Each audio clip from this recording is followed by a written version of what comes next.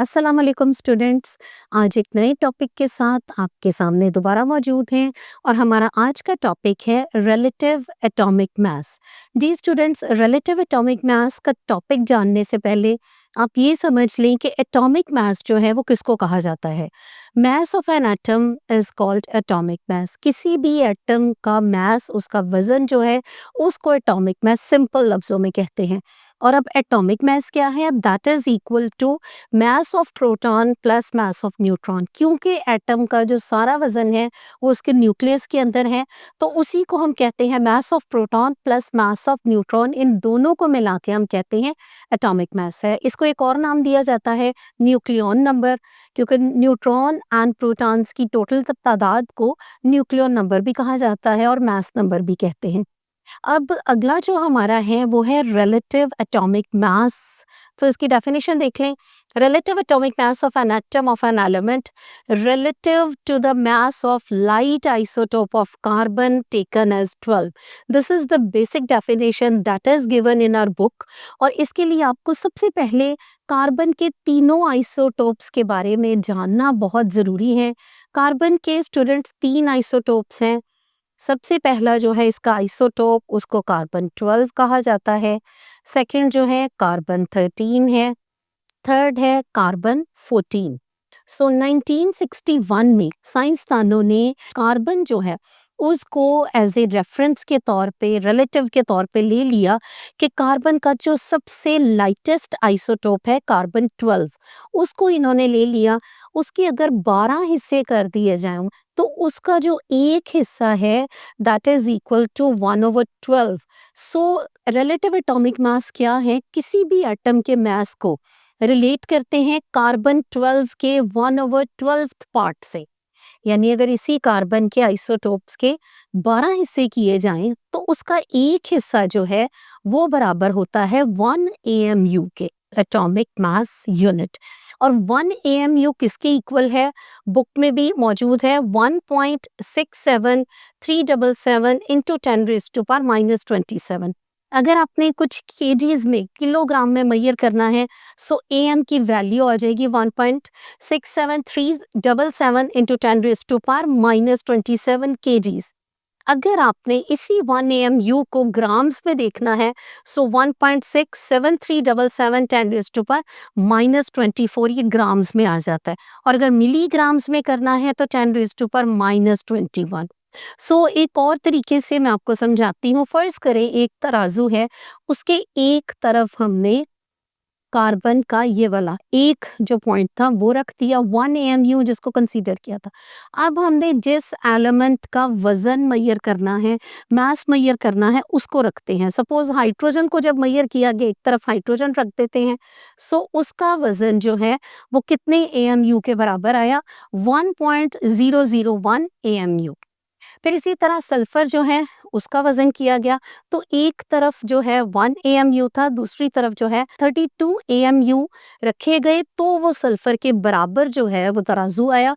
सो इस तरह से सल्फर जो है उसका वेट 32 AMU जो है वो कैलकुलेट किया जाता है।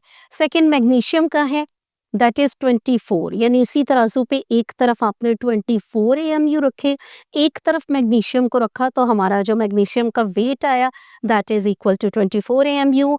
फिर क्लोरीन को रखा तो क्लोरीन का 35.5 AMU है। और इसको आपने याद रखना है, ये है रिलेटिव एटॉमिक मास, यानी कार्बन के 1/12 पार्ट से मवाजना करके, कंपेयर करके जब किसी भी एलिमेंट का मास निकाला जाता है तो उसको कहते हैं रिलेटिव एटॉमिक मास। और आपके जहन में ये सवाल पैदा होगा कि क्यों हमने कार्बन को ही चुना, क्यों कार्बन को सिलेक्ट किया गया? तो स्टूडेंट्स याद रखें, नंबर 1 रीज़न इसकी ये है कि carbon is the most abundant element. ये हर जगह पे पाया जाता है, पौधों में, जानवरों में, हर जगह पे। और कार्बन जो है मैंने आपको वैसे भी बताया था, जैसे शुगर है C12 H22 O11।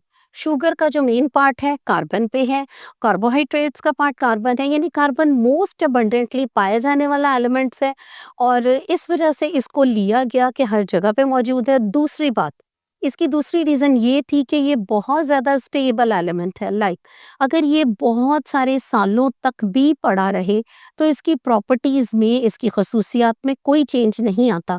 इस वजह से साइंसदानों ने कार्बन को चूज़ किया कि उसका सबसे लाइटेस्ट जो आइसोटोप है उसको लेके एज ए रिलेटिव के तौर पे इस्तेमाल किया, रिलेटिव एटॉमिक मास निकालने के लिए दूसरे एलिमेंट्स का।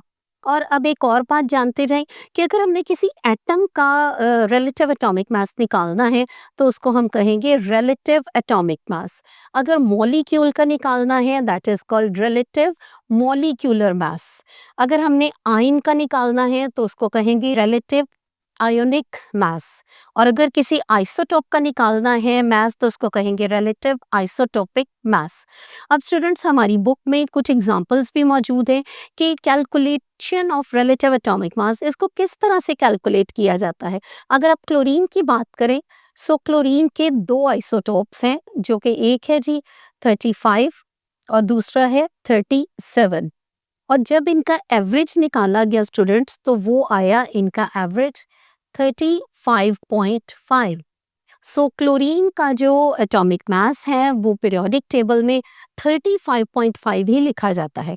इस तरह से एक और हमारे उसमें एक्सरसाइज में मौजूद है, एग्जाम्पल में मौजूद है। कैलकुलेट करते हैं रिलेटिव एटॉमिक मास जो है, और इसका एक फार्मूला है जिसको आपने लर्न करना है। Relative atomic mass is equal to mass जो आपका अबंडन रिलेटिव आइसोटोपिक मास है और आइसोटोपिक अबंडेंस है। यानी अगर आप देखें कि कार्बन 13, कार्बन 12, कार्बन 14 ये एक ही मिकदार में किसी भी एलिमेंट के अंदर मौजूद नहीं है।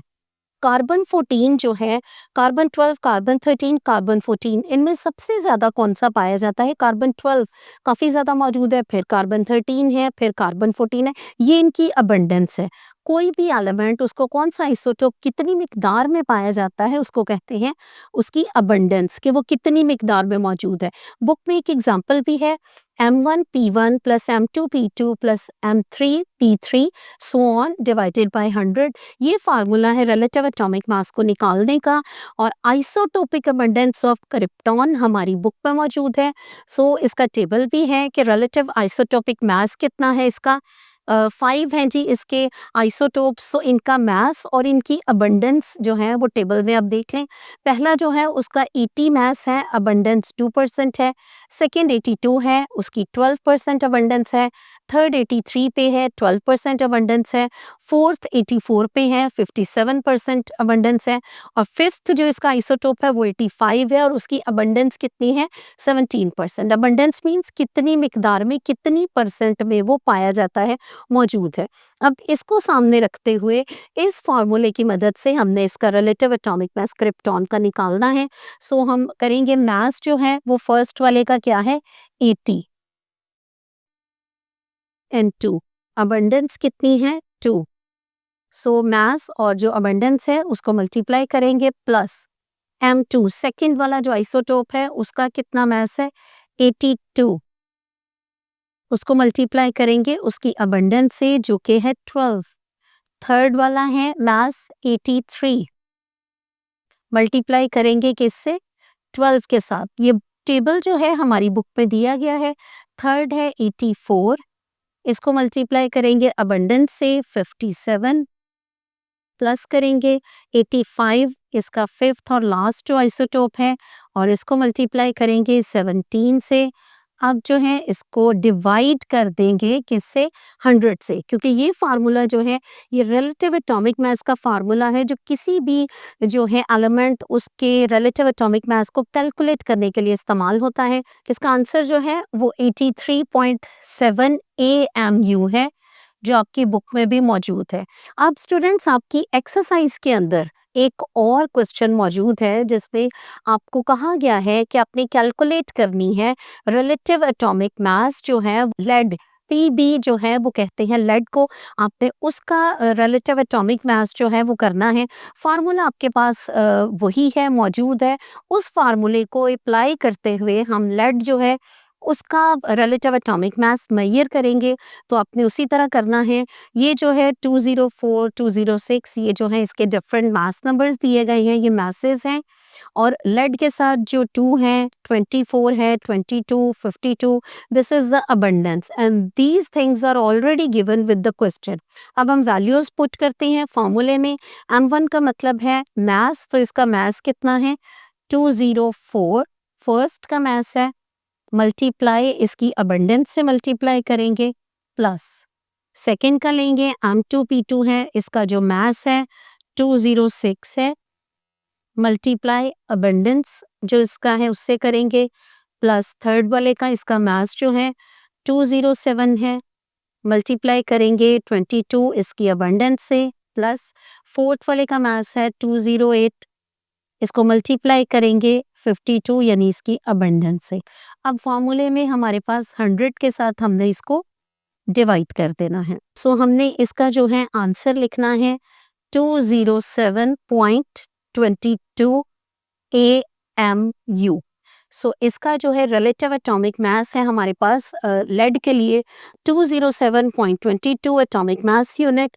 और इस तरह से आपको किसी भी एलिमेंट का जो है रिलेटिव एटॉमिक मास निकालना आना चाहिए और वैल्यूज़ आपको गिवन होंगी, मासेस गिवन होंगे जिस तरह क्रिप्टॉन में भी थे और इनकी अबंडेंस गिवन होगी। Just you have to learn the formula and apply this formula to calculate the relative atomic mass of any element. So these things you need to learn. I hope कि आपको आज का ये topic समझ आ गया होगा and अल्लाह हाफिज़।